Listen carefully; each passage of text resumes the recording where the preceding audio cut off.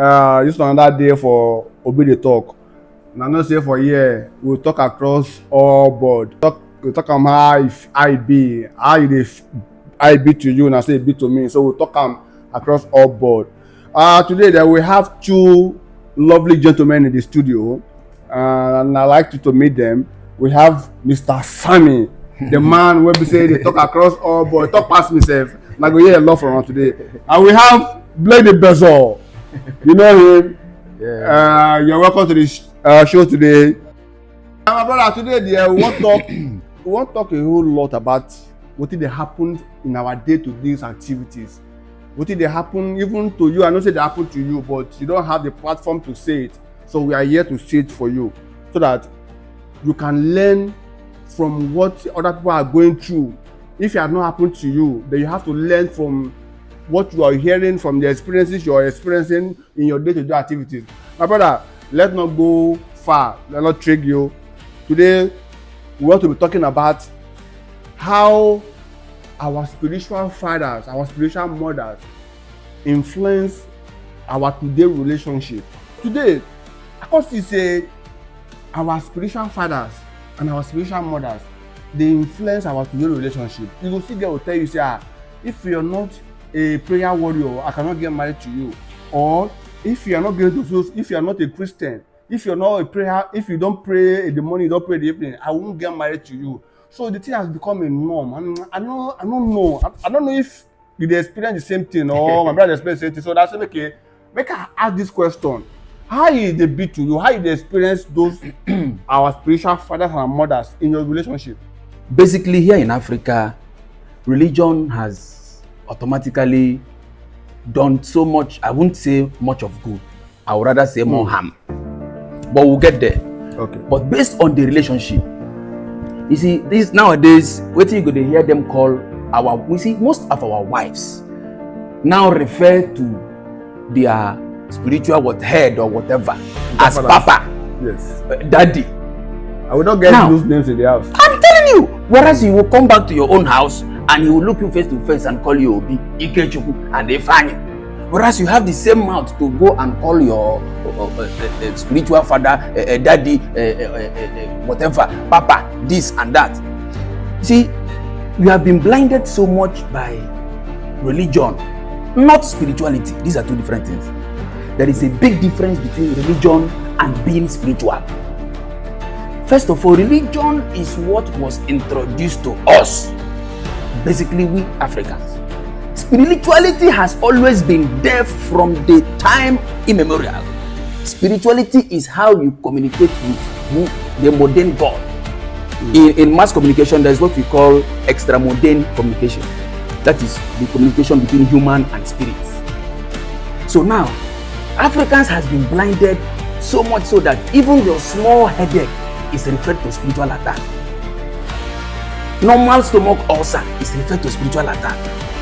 Making our spiritual heads, especially these nowadays churches, take advantage of the weak ones, which is mostly our wives. So now you see that any small thing, even because maybe your husband had a little mistake in business and he had a little bit setback, it is automatically a spiritual attack. It could have been an economic mistake your husband made during business transaction. But automatically, because of how brainwashed we've been with this religion thing, it is now referred to being a spiritual attack. Now, coming to our own relationship, you see your wife going to a church or a prayer house from morning till 6 p.m., knowing fully well that the husband will come home by 4. You know fully well that the husband has to eat. You know that kids have to bath when they come back from school, eat and rest. Now, because of your religious mindedness, you decide to spend the whole day and come back home to tell me that you were in church and your spiritual father said this. They say people should fast and pray, and blah, blah, blah, blah. I am not against that. But don't use your reggae to spoil my blues. Thank you. So in the sense that it that affected you negatively.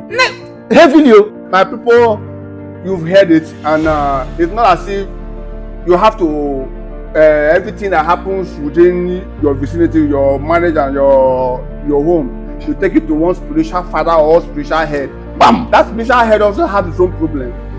If you check very deeply, he has not been able to solve his own problem.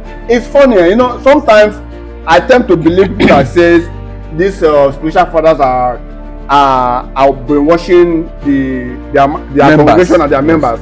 But you know why I tend to believe that thing is that because you will know that this person will say something to you today, tomorrow the thing will not come to pass. But you will still believe what that person is telling you, that okay, tomorrow you will be a millionaire. Then you will believe the person to go and sow into that declaration. But you won't get that result tomorrow when tomorrow comes. But you still believe such people. So it's scary though. But I believe as an African, it is how we were being trained, how we were raised by our mothers, but you see, our fathers. Sorry. Okay. Host, I'm really sorry to cut you short.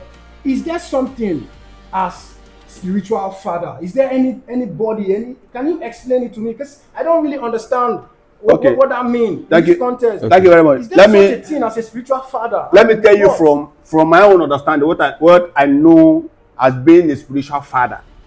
You see, when growing up, we were brought up by parents that believe that there are some certain kind of people that are superior, that they are close to a supreme being called God, that speak to those people, that tell them their problems.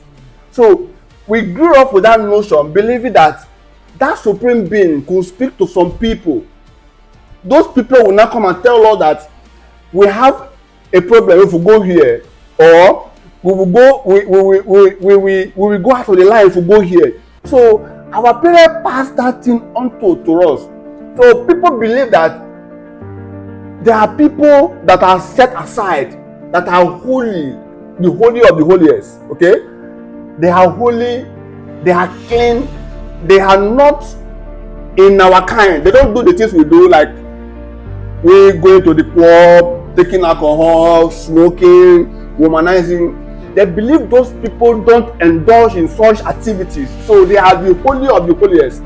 So they look up to them that they are the attendant directly to our maker God. So they hear directly from God. So anything those people say to them becomes a law and becomes 100% fact. So they look up to those people as spiritual fathers and spiritual mothers, unknowing to them that if the God can talk to that spiritual father, he can as well talk to you.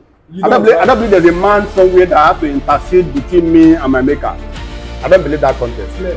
That's I just want to, so that means it's all a scam right now. Yes. From this from the point. So my own point of view, it doesn't exist.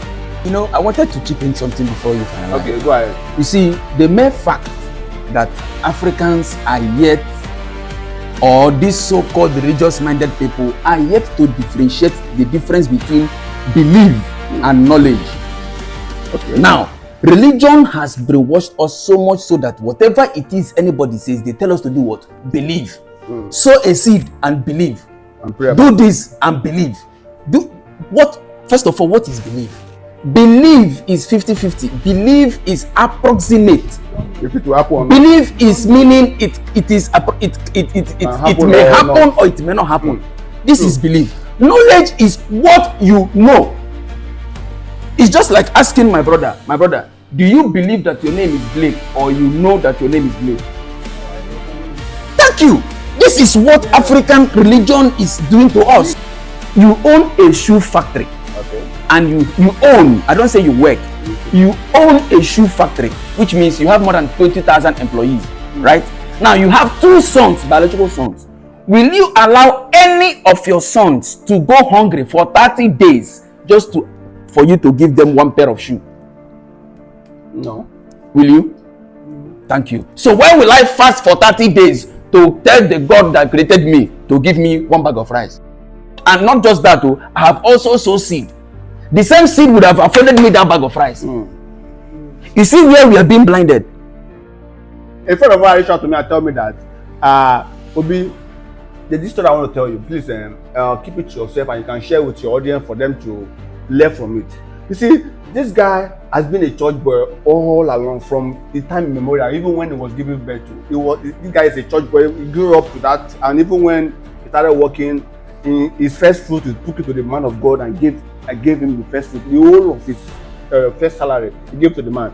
So he told me that there's this man of God that he has been attending his ministry for a very long time, and it happened that the guy has gotten to the age of getting married. So they decided to pick girls from the church to get to know them better. Like they say, if you want to get married, you get married in the house of God, but those are where you get good women.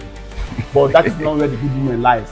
Big lie. So the guy got 3 women from the church trying to get to know them.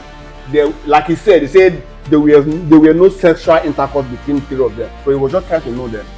So along the line, they got flowing and all that, and they were discussing, and he said they got along very well, but there's one particular one that he picked interest in, and he liked the way that one communicates and the way that one does it, everything. So in his mind, he has also chosen that would be the girl he wants to spend the rest of his life with. Unknowing to him that girl he has chosen, the man of God that is heading the church, is sleeping with that girl. I'm not surprised. So I'm not surprised. Let me tell you. So the guy said a day came, he told the man that he has found the woman he wants to get married to. So he brought the 3 girls to the man of God that he has been friends with these 3 girls for a very long time. So he knows that getting a wife these days is not easy, and he has already told the 2 other girls that they are good friends and he sees them as wife material, but not for him. So he chose the last girl. So when he chose the last girl, so the pastor told him that what gave him the guts, the right to go along with 3 girls without informing him first.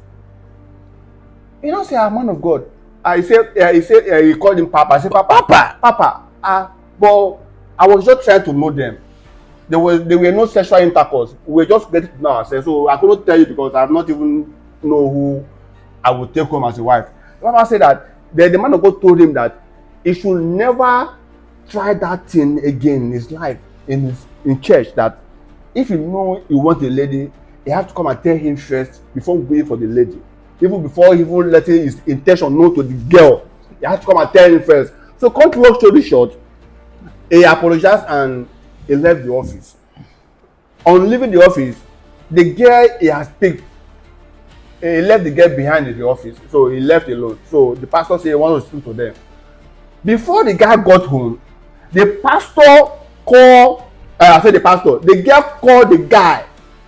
That, do you know that the pastor is telling me right now that what you told me right now is a very stupid thing for you to say.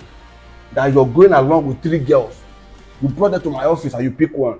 That the other 2 girls, the guy is sleeping with the 2 girls. That he should not marry the guy. He should not even accept the marriage proposal.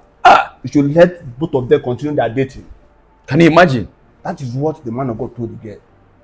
The girl now told the guy that look at what Papa has told me. Papa in the Lord. The guy was shocked. Till today, the guy told me that he has washed his hand off anything religion. There is something here that is not making sense in the context of religion as a whole. It didn't make sense to me. It was like a story frame that was losing its hold. I realized at a point. I know a whole lot of us out there, even we here, have come to a realization at some point that there is something not right with the nature of reality and what we've been told that this actually is. So to me, I feel like it is all a scam and a sham and a narrative to keep people slow. Reality to me at this point in time, what I have actually come into at this point in time is that what we are experiencing right now is a hologram. It's a virtual reality simulation happening inside of the mind. But that is what I know at this particular point. My brother, now Yeramo, it is all you. What you think, what you imagine is what you create. They not be film trick. Now you go create them from your thinking, like he said. Please put it to work. Make sure you think positivity. Yes. You don't let negativity overshadow the things you're not saying. Yes. Focus on what you want to come to reality. That positivity, my brother, believe yourself will come to pass. Not be any man that will do it for you. No man is coming from anywhere to do it for you. You got to do it on your own. Just think it. Be positive. And before you know it, it's going to pass. My brother, my sister, let's draw the curtain here. And I believe you guys had fun.